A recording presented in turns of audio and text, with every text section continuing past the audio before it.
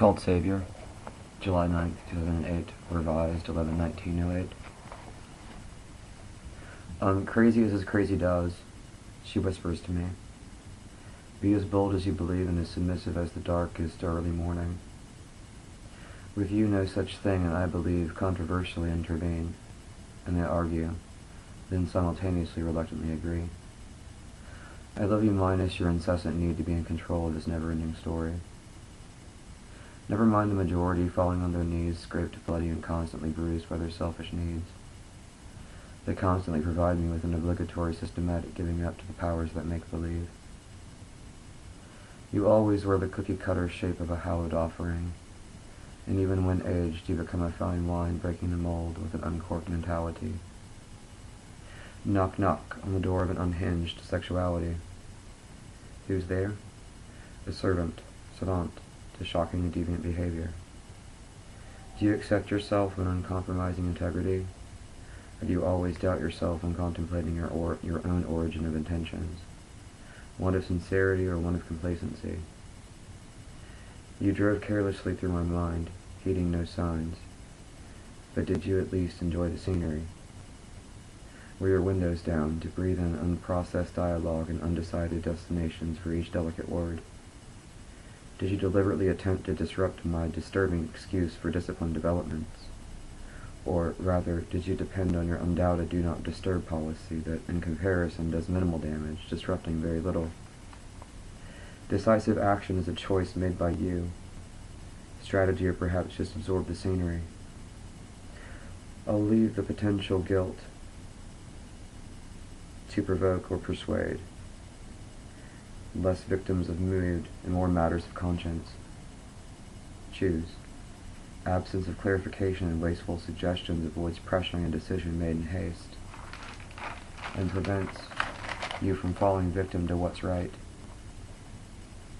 For regardless of your reasonings, the route you've rested a right-way conviction in, the shape of a road sign, pointing arrows straight ahead, obnoxious yellows, freshly erected just to promote a momentary reassurance of righteous guidance.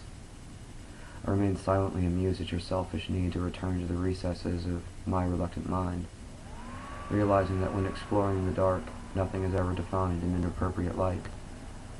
Mindless guesswork, dominated solely by opinions, conclusions that resolve nothing but exercise some atrophied imaginations.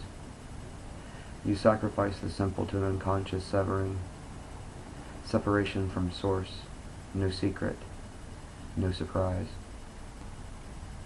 Simply have the maturity to acknowledge the unknown you encounter with a combination of respect and profundity. If your greatest fear might make an appearance, my mind might be as vacant as your virtues and as absent as your morality, as misplaced as your maturity. Something you have yet to fully wrap your adolescent acquiescence around, and ask age to oblige and inspire the acquiring of an adult attitude, and the recognizing of an almost immediate transition to a societal achievement, where they accept rewards like appetizers and give acceptance speeches seasoned with sweet sensationalism. Even the sugar seems to shy away from its distracting ability to deceive, but not devoid of the expression of guilt.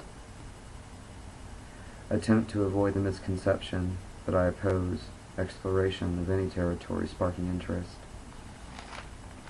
But I have to vocalize this honest observation. Your love is now smeared against weary glass due to the direct, disorienting gust of windy words and dusty dialogues, dictation declaring rebellion by becoming decibels that do more damage than declare certainties. Your love's expression mirrors that of a child driving by a favorite fascination with little concern with another's schedule, respect of time, or the oily vestige left behind, an imprinted reminder of all the acceptance that is bestowed upon insolence, renamed excitement. The mother in me tells me every day to brush my teeth, make my bed, and remain unaffected by the juvenile minds that surround me, feigning unawareness and innocence benign. Smothered, smeared, would-be smiles shuts its eyes, and perceptions presented with cognition become askewed. Your so sure certainty has once again crucified you. In consolation, my love continues to be renewed, forever attempting effort over lonesome submission. Even now, my explorer, feeling spent in sex use due to your thorough search without rescue, I am still alert even to bluntly proclaim that I am absolved, now having always believed you. A ploy for evacuation, or an admittance of truth.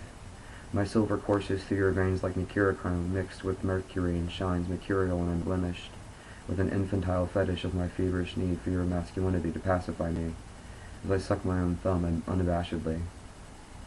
With you I savor no excuse. With you I'm in love with the mystery of jumping without parachutes. With your infinite question mark riddles is a ridiculous submission to never second-guessing your wisdom. To be a part of unity, never separate from an elongated sense of unified suggestions, now becoming mandatory.